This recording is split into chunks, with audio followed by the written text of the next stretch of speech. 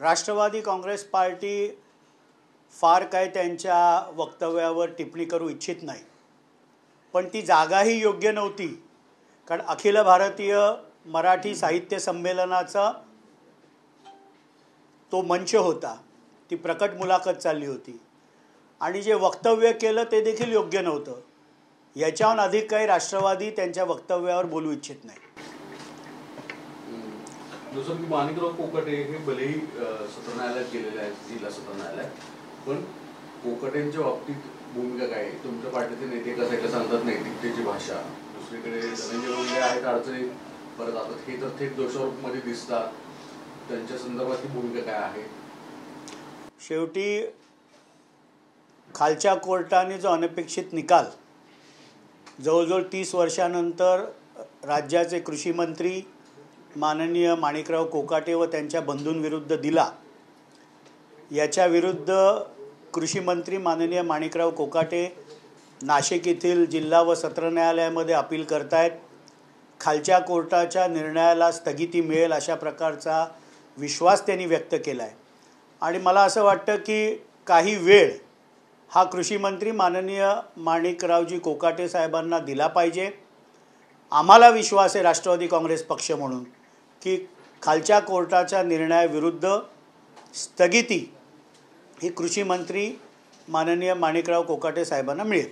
परंतु सुनील केदाराच्या बाबतीत, राहुल गांधींच्या बाबतीत तुम्ही एक न्याय लावता, सत्तेत आहे म्हणून तुम्ही कोकाटेंच्या बाबतीत मात्र वेगळा न्याय लावता असा आरोप होतो.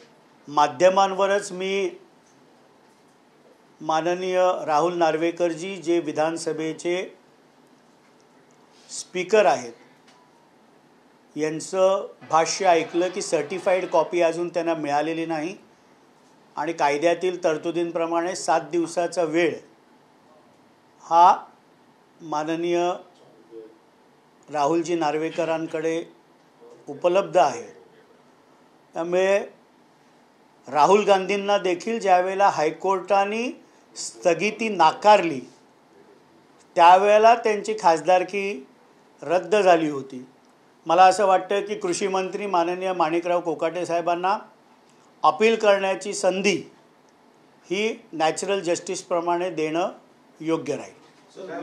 माणिकराव कोकाटेने एक महत्त्वाचं विधान केलेलं आहे. त्यांनी सांगितलेलं की मुख्यमंत्र्यांना आम्हाला दमत दिला आहे, जर मस्ती कराल तर घरी जाल, PS किंवा OSD मुख्यमंत्री ठरवता, आमच्या हातात काहीच नाही.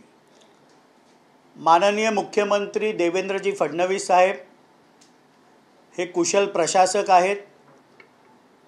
मंत्रिमंडळ 5 वर्ष 2014 ते 19 मुख्यमंत्री म्हणून त्यांनी महाराष्ट्राचं राज्यकारभार अत्यंत पारदर्शकपणे चालवला होता आणि त्यामुळे मुख्यमंत्र्यांचा सर्वोपरी अधिकार असतो की त्यांच्या काउन्सिल ऑफ मिनिस्टर्सनी कॅबिनेटमध्ये कशा पद्धतीने शिस्तीने वागावं, कोण PS OSD असावा, हा माननीय मुख्यमंत्र्यांचा अधिकार आहे आणि त्यामुळे तो मुख्यमंत्र्यांच्या अधिकारावर पक्ष म्हणून राष्ट्रवादी काँग्रेस पार्टी अधिक काही टिप्पणी करणार नाही. साहित्य संमेलनात झालेल्या राजकीय चिखलफेकीला शरद पवारही जबाबदार आहेत. पवारांवर चिखलफेक होते तेव्हा आम्ही उभे राहतो, मग आता ते गप्प का? नीलम गोरेंच्या वक्तव्यावरून राऊतांनी पुन्हा पवारांवर टीका सोडली. मला असं वाटतं की संजय राऊत साहेबांचं जेवढं वय असेल त्याच्याही पेक्षाचा अधिक कार्यकाळ माननीय शरदचंद्रजी पवार साहेबांना राजकारणामध्ये झाला आहे आणि म्हणून वारंवार आपल्यापेक्षा वयाने,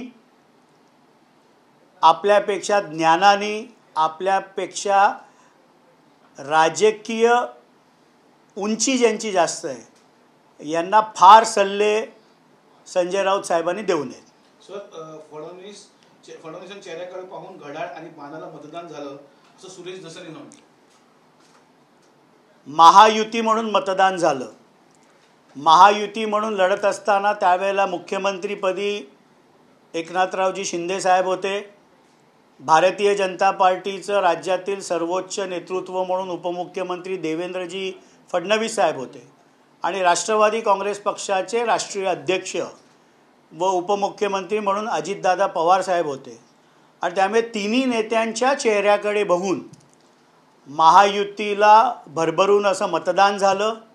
किंबहुना लोकसभेच्या निकालामध्ये जे अनपेक्षित पराभव महायुतीला सामोरा जावा लागला, त्यानंतर महायुतीच्या सरकारने महाराष्ट्राच्या जनतेच्या हिताचे जे अनेक निर्णय घेतले, मुख्यमंत्री माझी लाडकी बहीण योजना असेल, 7.5 HP कमी हॉर्स पॉवरच्या मोटर असेल तर शेतकऱ्यांना वीज बिल माफ केलं, तरुण युवकांसाठी रोजगाराची संधी उपलब्ध करून दिली. आणि म्हणून महायुतीने लोकसभेच्या निकालानंतर जे महाराष्ट्राच्या जनतेच्या हिताचे निर्णय घेतले, म्हणून महाराष्ट्राच्या जनतेने अभूतपूर्व असं यश महायुतीला दिलं.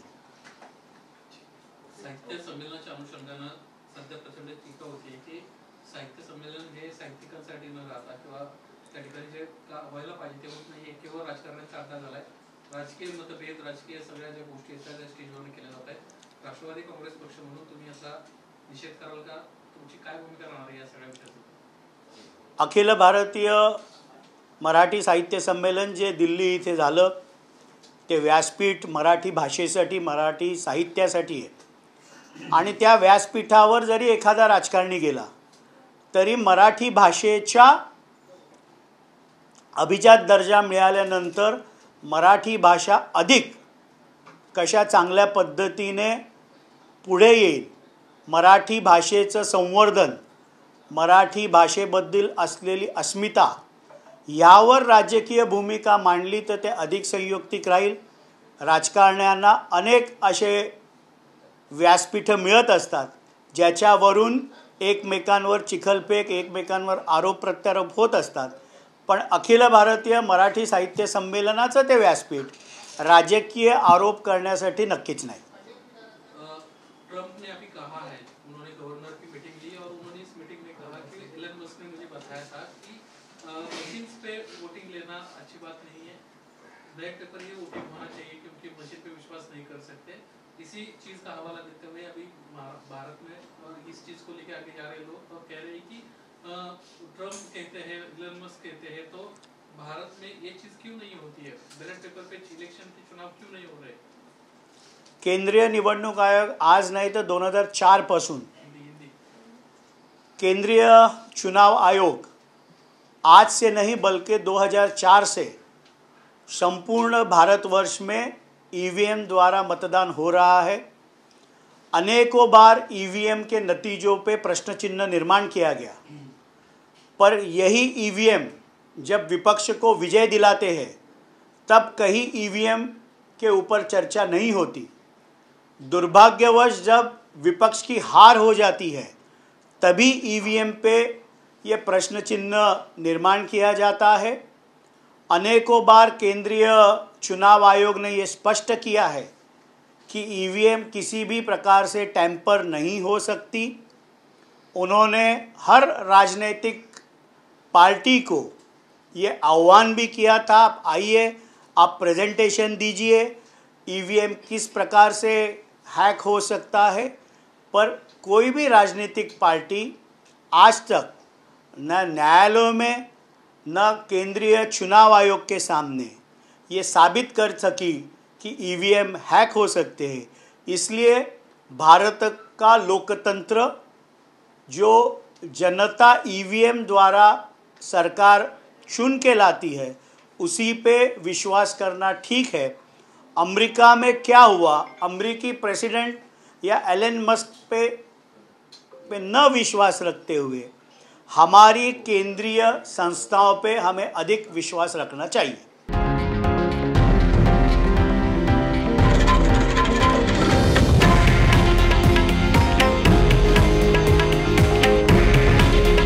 हे आहे देशातील नंबर 1 न्यूज नेटवर्क आणि आपण पाहत आहात TV9 मराठी. काळजी तुमची, हित महाराष्ट्राचं.